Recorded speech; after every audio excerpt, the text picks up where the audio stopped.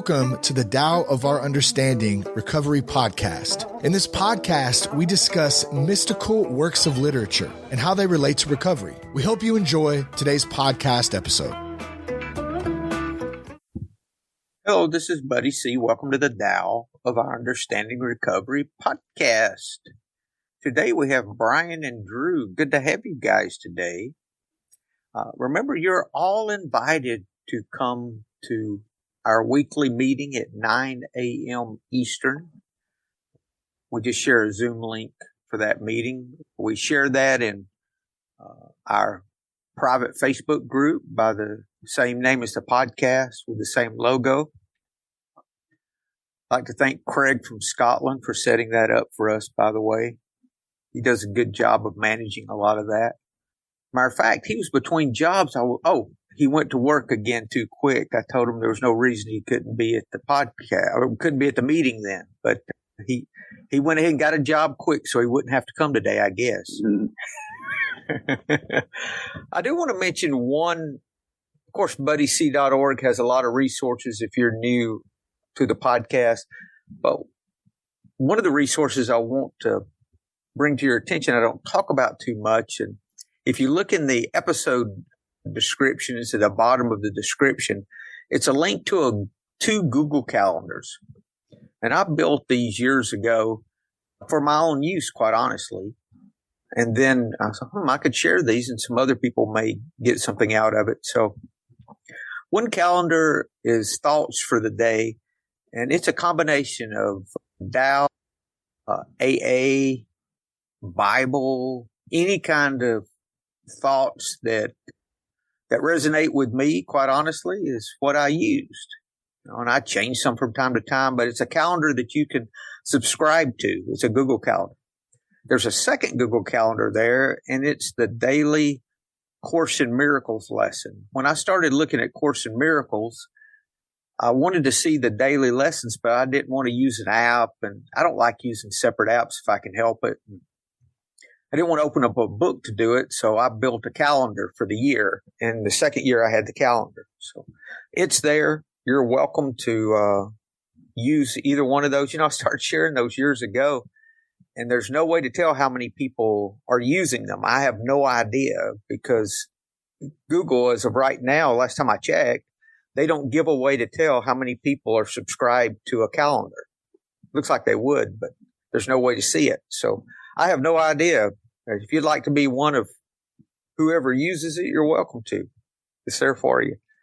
Okay, the 59th verse of the Tao Te Ching. Brian, let's start with you with the Derek Lynn translation, please. Sure. In governing people and serving heaven, there is nothing like conservation. Only with conservation, it is called submitting early. Submitting early is called emphasis on accumulating virtues. Accumulating virtues means there is nothing one cannot overcome. When there is nothing that one cannot overcome, one's limits are unknown. The limitations being unknown, one can possess sovereignty. With this mother principle of power, one can be everlasting. This is called deep roots and firm foundation, the Tao of longevity and lasting vision. Thank you, Brian. Welcome. Okay, I'll read the Jonathan Starr. Rule the people and serve heaven, yet hold nothing more dear than the mother's harvest.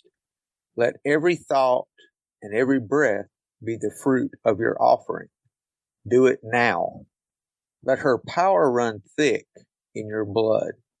There will be no obstacle you cannot overcome, no limit you cannot surpass, no empire you cannot rule. But in all your glory, never lose sight of the mother. Without her, your empire will crumble. Your power will waste away.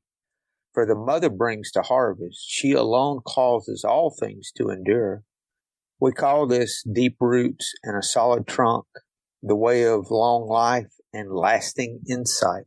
That's the Jonathan Starr translation. Drew, you going to read us the Stephen Mitchell? Sure. Thank you. For governing a country well, there is nothing better than moderation. The mark of a moderate man is freedom from his own ideas. Tolerant like the sky, all-pervading like sunlight, firm like a mountain, supple like a tree in the wind, he has no destination in view and makes use of anything life happens to bring his way. Nothing is impossible for him. Because he has let go, he can care for the people's welfare as a mother cares for her child. Huh. Wow. A lot of difference there in the three, isn't there? There is. It was funny. I was reading something, and this is talking about the mother, and especially in the Johnson Star, it refers to the Tao in a female light. And I heard someone say, well, this verse says the Tao is female, so she's a female, and I'm like, it's not about that, it's neither male nor female. That's just a construct we put. It's neither. It's above that. That's down in the pendulum, that swing of things, good and bad, male, female, and whatever else, and everything is just all part of that swing. This is talking about living above that. Above that pendulum where there's ease. It's like, I heard it put, I used this in a devotion the other day, about the wheel, and that the place of rest is in the axis. And the further out you are on the wheel, the more distress you have. Just get to the center. Get to the center. Yes.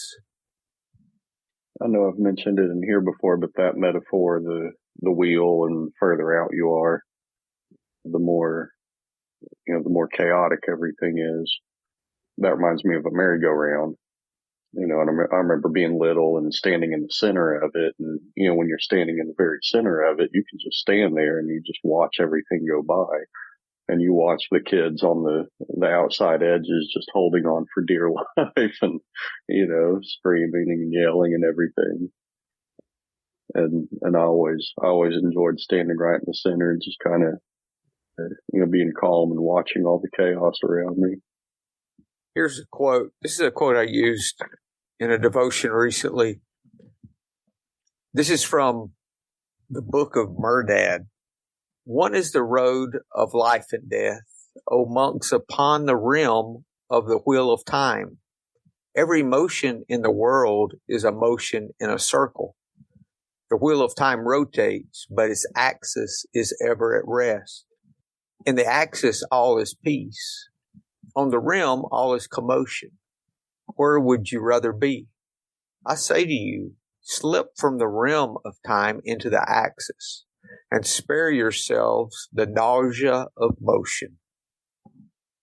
Let time revolve around you. You revolve not with time. Yes. Do you have a link to that book that you can put in the episode notes? I'll do that for you. Thanks. I've never heard of that. Okay. Yeah, let's use the Stephen Mitchell as usual. We'll start from top. For governing a country well, there's nothing better than moderation. We always look at personal applications too. For governing your life well, there's nothing better than moderation. Yes, I can see that. The mark of a moderate man. Well, what I would think if I were to finish that sentence, the mark of a moderate man might be he's not carried away into extremes. Maybe he's balanced in his thinking, maybe. But this says it's freedom from his own ideas. It's the mark of a moderate man. That's a whole nother level of moderation, right? That's not what I think of when I think moderation. I think still me, but limited.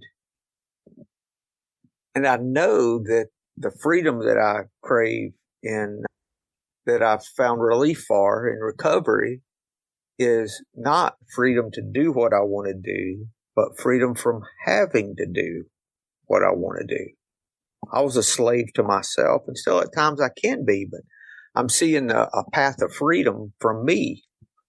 And that's what Stephen Mitchell's saying here. This is a path of freedom from me.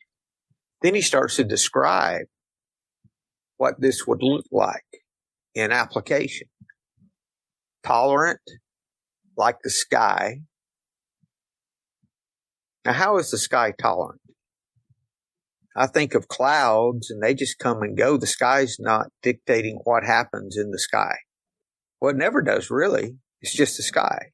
It takes what comes its way, and when something's leaving, it goes. It doesn't hold on. You don't see clouds stuck in one place because the sky likes the clouds, so it holds on to those and lets others go.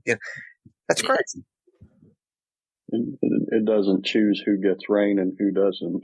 Right. It rains, the sun shines equally on everybody. It rains equally on everybody. The sky doesn't decide. So a moderate man is like the sky. In other words, free from his own desires, all pervading like sunlight. If you block the sun, does the sun get mad at you? Does the sun take it personally when you close the blind? No. That's silly, isn't it? That's silly, but we're to be like the sun. And it says it's all pervading, meaning that anywhere that it can shine, it does, which in turn, anywhere it can't shine, it doesn't. How different is that from us just being open to the next right thing? Mm-hmm. And when can the sky be tolerant? Right now. Can't be tolerant next week. Can't plan to be tolerant next week, and that's being tolerant. If the sky could think ahead, it might have a plan to be tolerant, but that's not being tolerant. You can only be tolerant right now. Same with all pervading. Permeating, pervasive, penetrating, absorbing, saturating.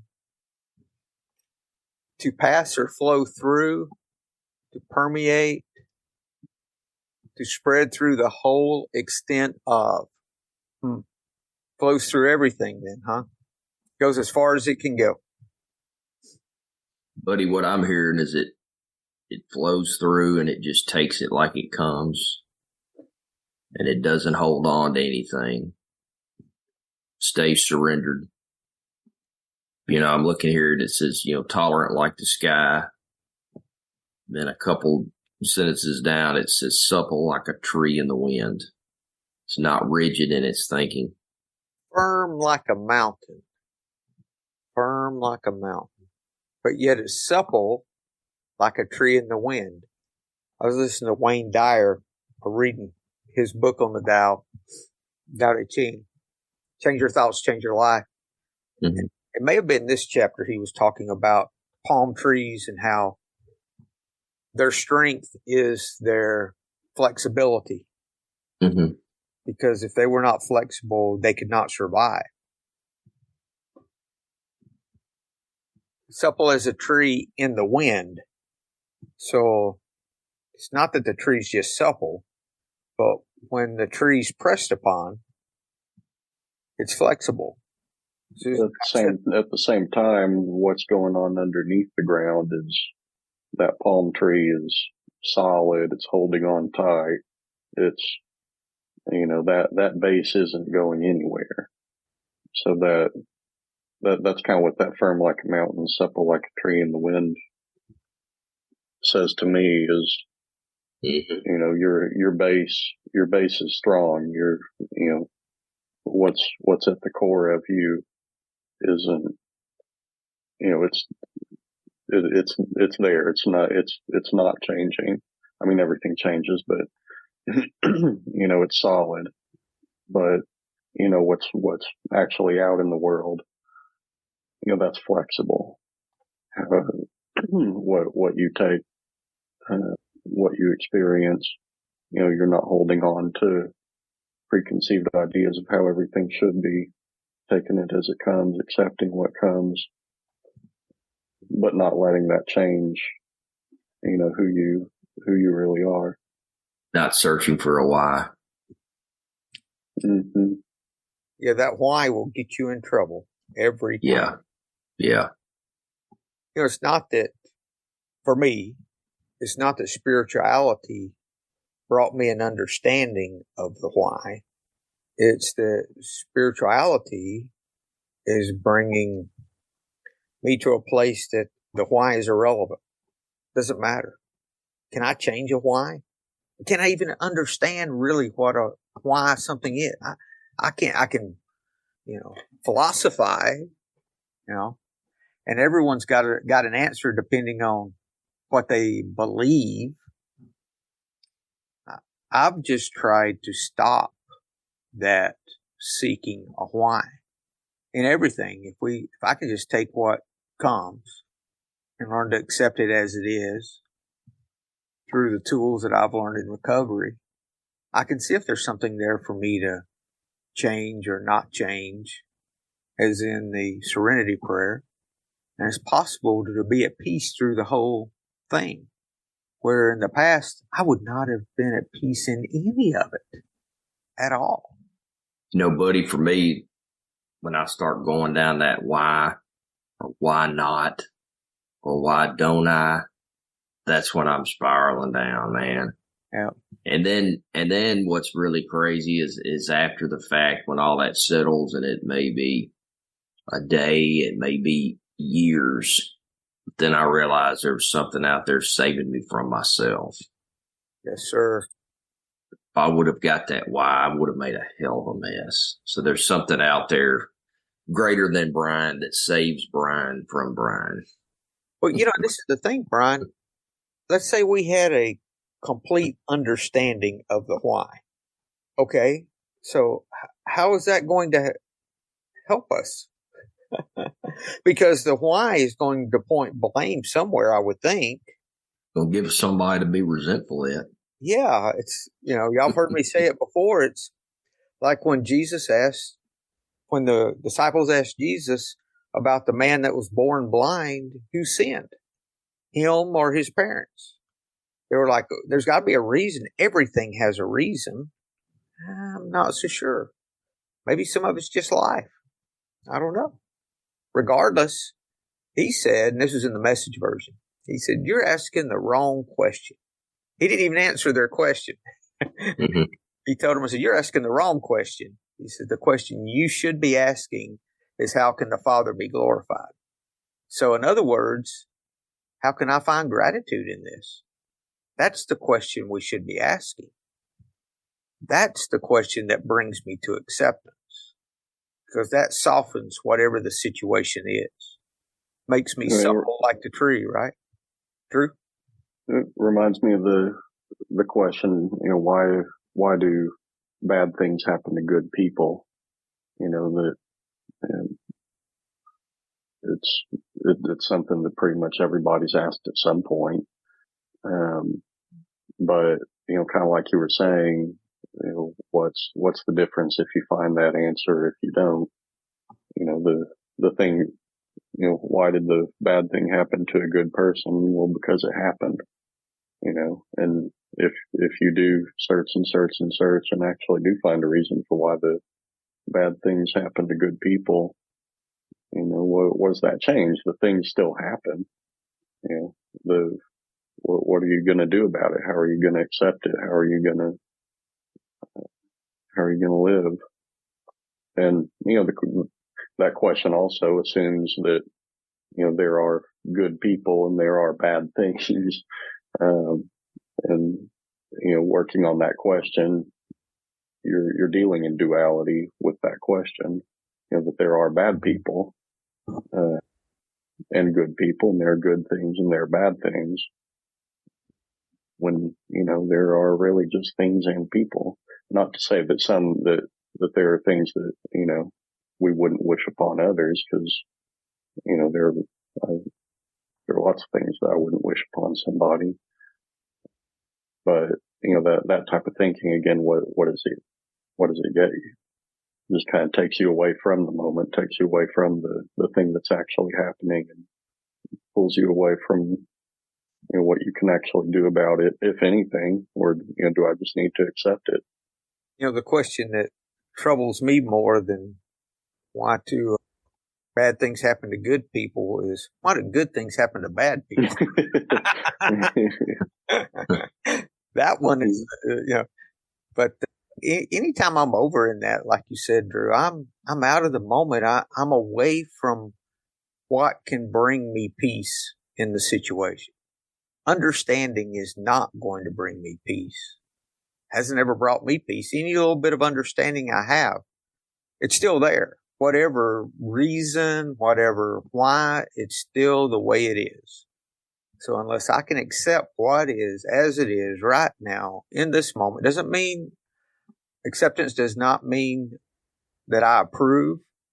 Doesn't mean that I'm not going to try to change if I can, but if I accept it first as it is, I can come to a place of peace that is the whole reason I was fighting the situation to begin with. Then maybe I can more clearly see what I can do and what I can't. And if you think that's BS, I've experienced it myself through the death of my son, which actually was 3 years ago right now. So this month was that whole ordeal 3 years ago. So I came home after he initially got sick. I sat and meditated no mistake. I just got back from a multi-day retreat, silent retreat on Sunday, and this happened on Wednesday. And I came home. I didn't get back until the next day, the Thursday, and I sat for 2 hours with it.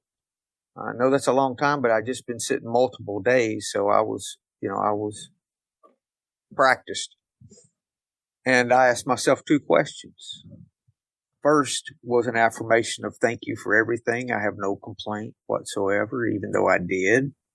And the second, when I couldn't write off, but within that first hour, I could start with, I would not change Max's medical condition even if I could. Didn't believe either one of them. It's not what I wanted. But it's like the resentment prayer we learn on 552 in the 3rd edition of the big book. Even if it's empty words, we do it anyway. If we don't believe it will work, we do it anyway. And then with time, we'll come to mean it. And sure enough, within 2 hours, I found peace in a very unpeaceful, unacceptable situation. Now, granted, I had to come back to that and use that a lot during that next month before he passed. And I still have to use it at times. But it does work. It did work for me. He has okay, now listen to this. Supple like a tree in the wind. Not supple, the tree's not limp and lifeless. It's supple when it's pressed upon, right? By the wind. Doesn't fight the wind. He has no destination in view. I thought I always had a destination in view. Mm-hmm. Even if I'm letting go, I have a destination. What are you talking about? You've got to have a destination in view. If you don't, and blah, blah, blah, blah, blah, and you just get going. He has no destination in view and makes use of anything life happens to bring his way. I have a destination and I'm creating things to use. I have to have freedom from me to do that. I have to have freedom. Because all I know within myself is intolerance, blocking, pushing back, being brittle and changeless. It's only through freedom from me that I can lower expectations. I learned that if whatever situation I'm in, good or bad, it doesn't matter what it is. All I have to do is accept things right now as they are right now in this moment. I didn't have to accept what if my son was going to die and, his 7-month-old child, what would happen with him 10 years, all of those things that I would seem to just spiral out. I don't have to do all that. All I've got to do is accept that right now. Is there anything I can do right now?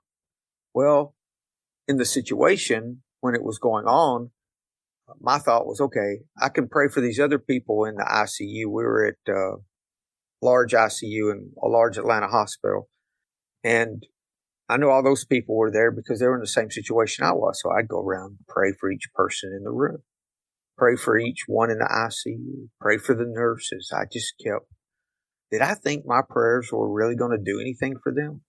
Absolutely not. But it changed me because I was making room for them in my life.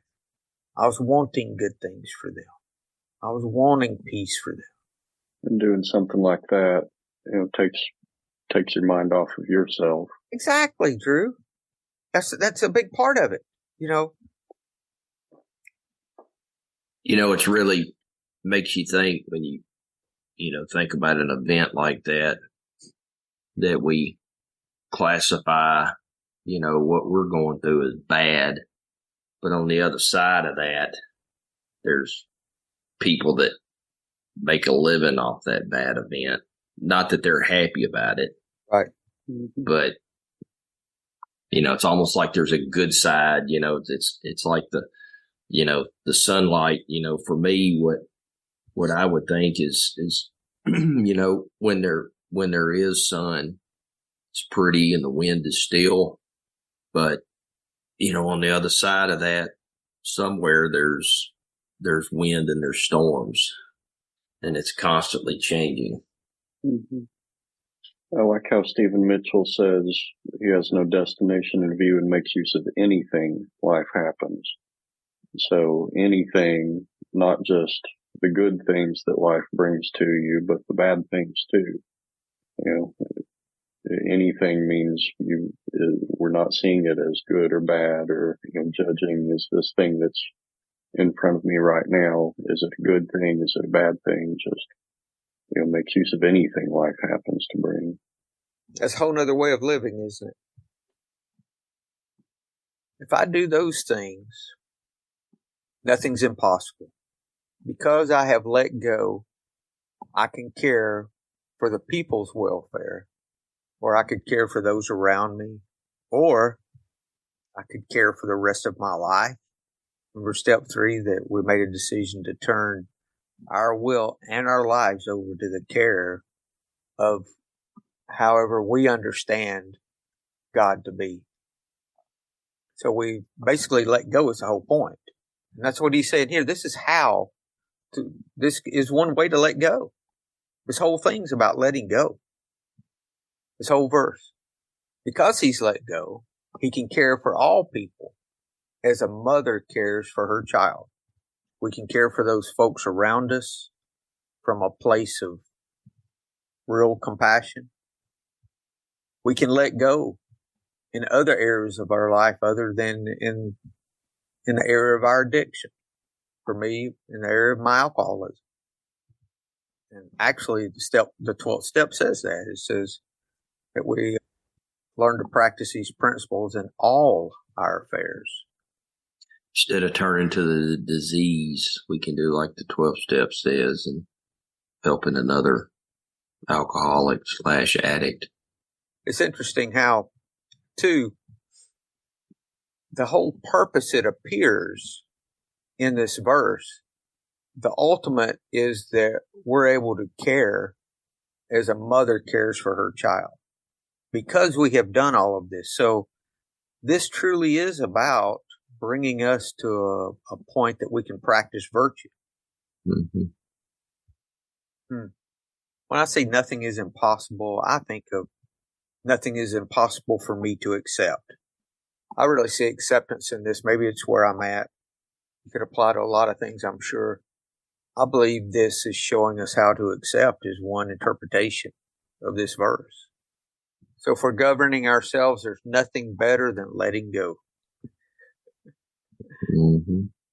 What this is saying. Nothing's impossible because he's let go. All of that is describing letting go. That's good. Keeps looking at that freedom from his own ideas. I liked it. Right out of the gate. Calling me on it. Yeah, that's not what I would think moderation to be. Yeah. Yeah, just off the top of my head, I kind of associate moderation, especially when it comes to recovery, with a lot of effort. Yes. You know, that's what I tried to do for years is, you know, moderate my addiction rather than let it go. But yeah, for freedom, moderation being freedom from your own ideas, there's no effort in there. And for me, it seems to come from the opposite direction, Drew. I don't get freedom by trying to be free. It seems like freedom is a fruit of letting go, doing the right thing, practicing these principles in our life. Then what's like the promises say? We suddenly realize God's doing for us what we couldn't do for ourselves. In other words, I see the change in me after the fact. It's not before. It's afterward. Every time, actually, I never say, I'm going to behave better in this and do better. You know, it's not like that. You know, I think I'm changing now. You know, no, it's afterwards. I handled that differently than I did before. I don't know if that works that way for y'all, but that's the way I see it. Mm-hmm. I mean, granted, when I show my ass, I do feel bad about that. So, yeah, got to do better with that or whatever the case. You know, and I clean it up quick. If it's something involving other people, I'll clean that up much faster than I used to, if ever. But the real change I see after the fact.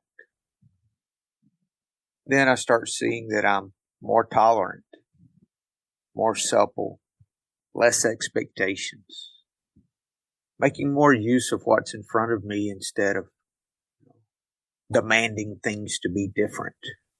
And staying firm with who you are instead of being tossed around, by impulses and quick emotions. Mm-hmm.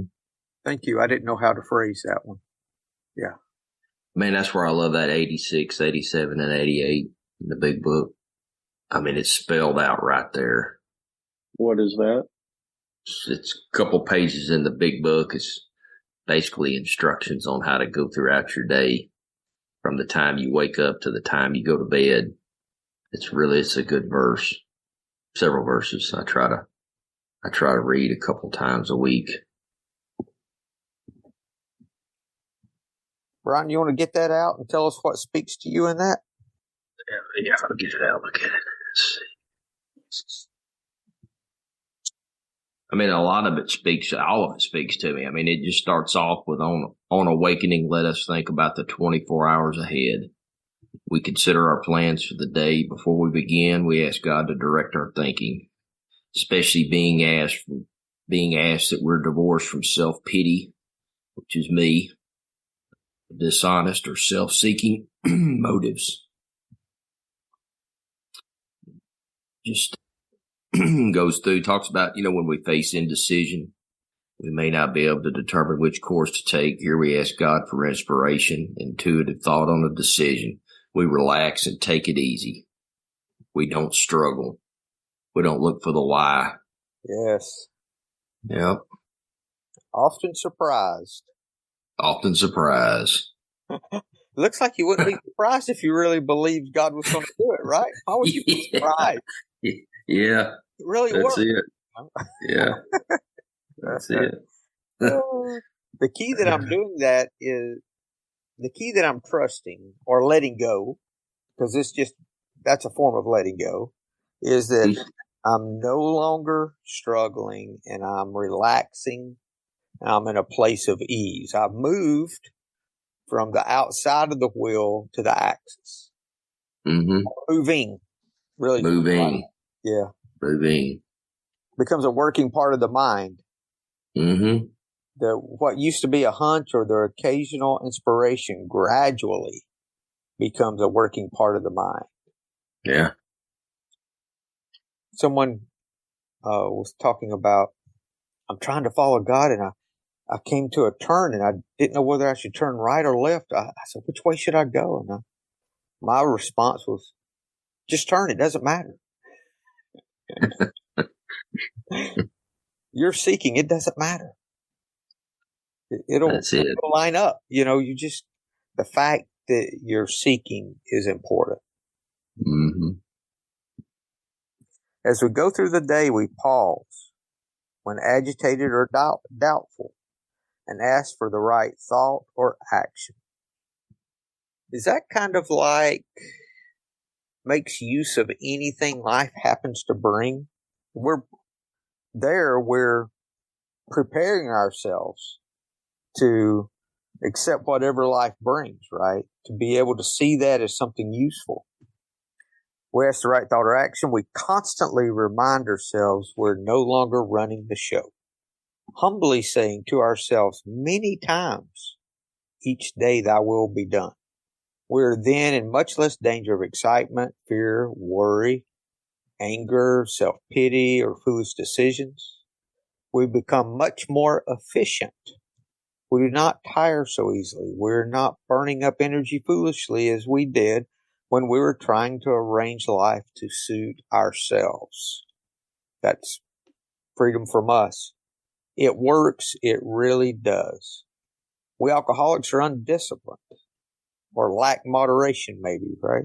So we let God discipline us in the simple way we have just outlined. But this is not all. There is action and more action. Faith without works is dead. The next chapter is entirely devoted to the 12th step. So we take action. Mm-hmm. I actually act my way into right thinking. I don't know how much faith has to do with that. If I'm taking the act, maybe I have faith in the action working. Maybe that's Yeah. Mm-hmm. Mm-hmm. It's not faith like I used to have faith. It's different. Yeah. If we didn't believe in a God in the sky or some entity, as if this is talking of God, we could say, humbly saying to ourselves many times each day, what would love have me to do? What would love have me do today? What would love have me do in this situation? That's the way I frame it now. When somebody reads something that doesn't exactly agree with what I'm thinking at the moment, I don't sweat it. It's back to those things that we don't judge anymore, Mm-hmm. I'm free enough for me that I don't have to make them conform to what I think. Yep. Yes, that's good. Being able to, not learning, but being able to care for others as a mother cares for her child, or being able to allow love in our lives in more than just our addiction. Things that aren't going to probably kill us. In my driving is one. Just everything. I have that option with every moment. Am I pursuing a way to live compassionately, or am I pursuing my selfishness, dishonesty, resentment, and fear? Which is it? It's either one or the other, and it can be in the simplest of tasks, just the simplest of things. Or Walmart. Gotta mention Walmart. No, Walmart's off limits. We don't. Walmart's a work in progress. I've been doing well. I haven't cussed and fussed in Walmart lately, so I'm doing fair. I try to go when it's not crowded, and I, of course, try not to go at night on the weekends for sure. But yeah, Walmart is well, any interactions with other people is a work in progress. Mm-hmm. Especially when I see situations that I think are not right. Like, I was in line behind someone that had these huge, great cuts of meat that they were buying, and I was behind. I said, "Man," because I'm mostly a carnivore diet and keto, and I said, "Wow, I'd love to have a T-bone like." I said, "But I just can't pay that much, all of this." And they had all of that. Then they had one of those little markers and had all their alcohol behind it. So they paid for all their meat with the EBT, and then pulled out hundreds to pay their other stuff. I'm like, and I started getting mad right off, and I wanted to just, what it was 3 adults, and I'm like, this is bullshit. And I started down my path, riding my head, doing the whole thing, and I'm ready to just, of course, I'm not going to do nothing. There's nothing for me to do. I can't get kicked out of Walmart and get a charge for that. That wouldn't be worth the effort, but now I'm a little better about that. I think if I was in the same situation, I'd still be aggravated. What I'd try to do is say, that aggravates me. I'm aggravated. And just the moment I do that, it starts to lift. When I give permission, it seems to just go. It doesn't give it more energy. I was so amazed when I learned that trick. It looks like it'd be the opposite, right? If I let myself be aggravated, I would just, get more and more aggravated. But it seems to be the opposite. When I try not to and push back, it grows. Yeah, it's good stuff. It's all about how we can apply this to our life, isn't it? It's just all about day-to-day living. Thank you, guys. Any other comments before we close? Good conversation today. Thank you. It's a good one. Yeah, very. Appreciate it. Well, you guys have a great week. Hope to see you next week. Thank you. Hello, this is Buddy C. I wanted to make you aware of several recovery-related resources that I've posted in the episode description. These resources include a list of recovery podcasts, a free sober meditation app, daily recovery email, shared Google recovery calendars. Hope you put some of these resources to use and have a great week. Thank you for listening to the Tao of Our Understanding Recovery Podcast. If you enjoyed this episode, please share it with your friends in recovery.